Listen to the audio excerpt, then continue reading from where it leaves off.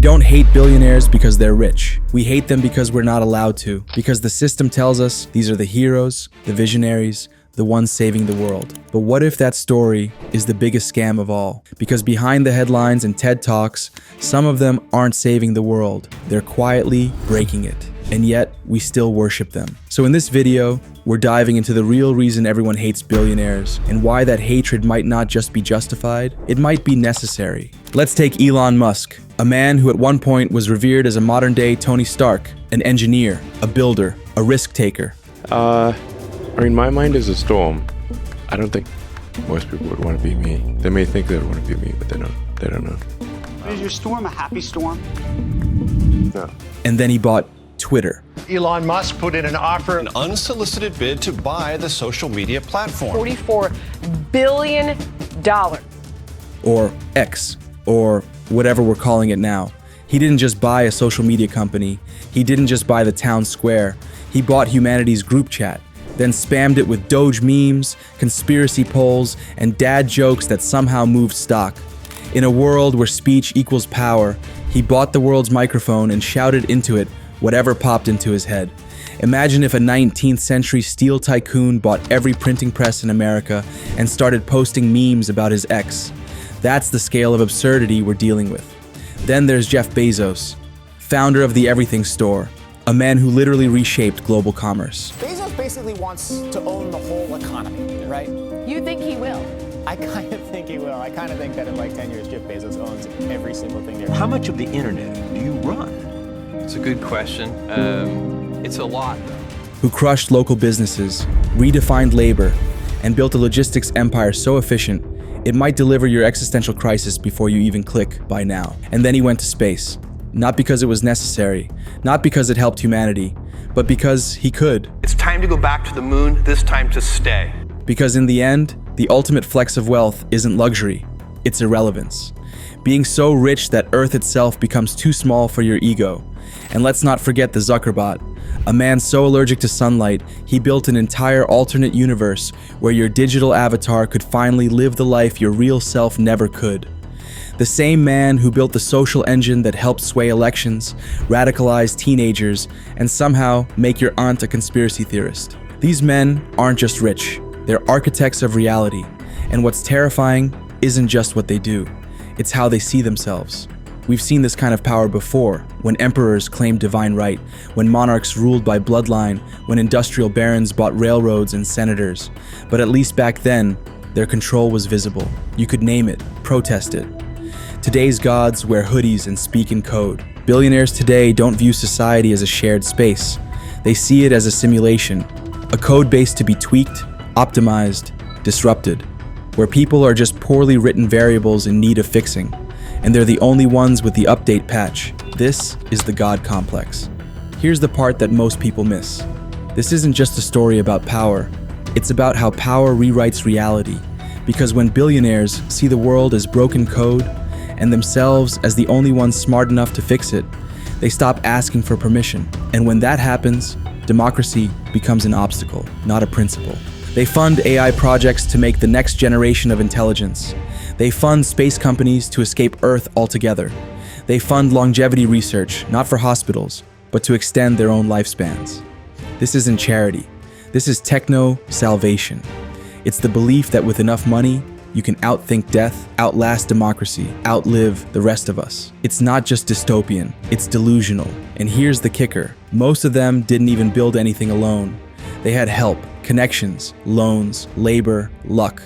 And most importantly, a system rigged to reward capital over contribution. Because the lie of the billionaire isn't just that they're rich, it's that they deserve to be. We're told they're geniuses, visionaries, disruptors, that they earned every penny through brilliance and grit. But if you actually trace the story, it's rarely that clean. Bill Gates had IBM deals, Elon Musk had emerald mines, Bezos had Wall Street parents, Zuckerberg stole the code and won the lawsuit. We hate billionaires not just because they're powerful, but because we're forced to pretend they earned it. We have to smile while they colonize space and lecture us about climate change from their private jets. We have to clap when they donate a sliver of their wealth and call it generosity instead of PR. What if the dream we were sold was never meant to be real. Because the worst part about billionaires is the myth. The myth that we could be them.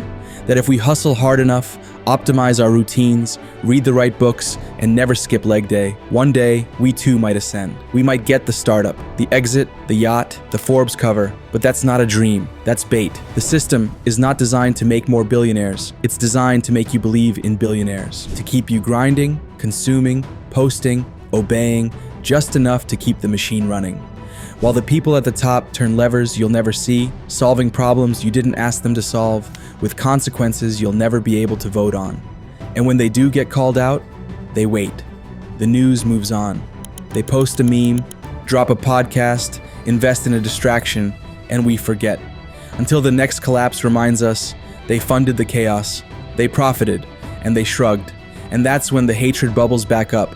Not because they're rich, but because they weren't supposed to be gods. They were supposed to be us, the college dropout with the startup dream.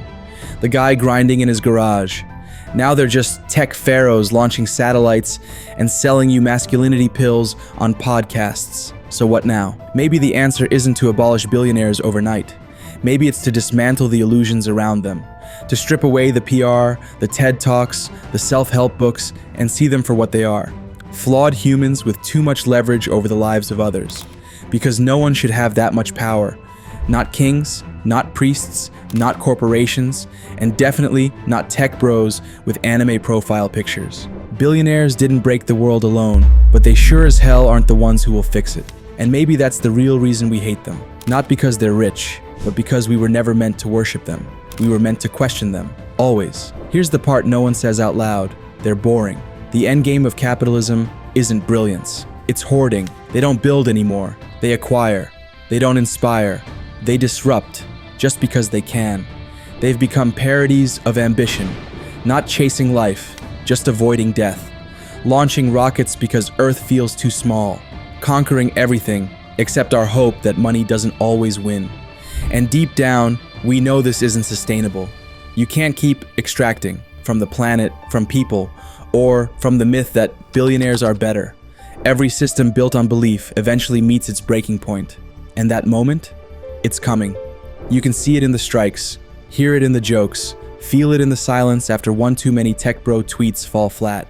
The spell is breaking, not through outrage, but apathy. Because the truth is, you don't need to riot to shake the throne.